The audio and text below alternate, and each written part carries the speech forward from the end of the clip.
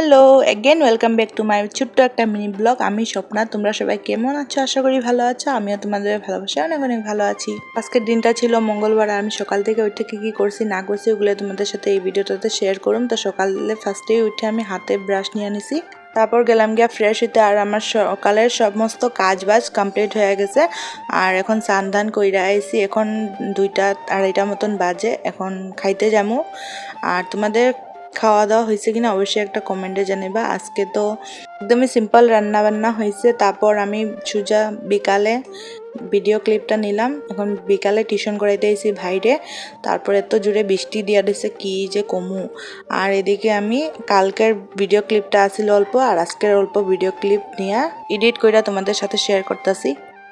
আর এদিকে দেখতে পারতেছো তুষকগুলা মায়ের রৌদ্রতে দিছে, বিছনাগুলা সব কিছু খালি করে। আর এদিকে দেখো আমাদের চাল কুমড় ধরছে, 2টা ধরছে আর কি। এই যে একটা খুব সুন্দর সুন্দর ছোট ছোট ধরছে, আরও ছোট ছোট কলিগুলা আইছে, ধরবো পরে দিয়া। আর চালের উপরে দেখো কি সুন্দর হয়েছে। আর আজকে আমি অল্প গেছিলাম, ভাই আর কাকিমণিও গেছিলো ভাইরে নিয়ে আর কি ইঞ্জেকশন ভ্যাকসিন দিতে হসপিটালে। তো এত কান্না করতেছিল বেচারা, খুব কষ্ট পাইতেছিল, মানে আমার দেখে খুব কষ্ট লাগছে।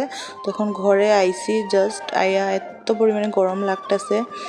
আর আজকে ওয়েদারটা বৃষ্টিও না আর একদম রৌদ্রও না, অল্প অল্প মেঘলা করে রাখছে আর অল্প অল্প রৌদ্র উঠাইছে। আর এদিকে আমি এখন পাপার লগে কথা কইতে আছি।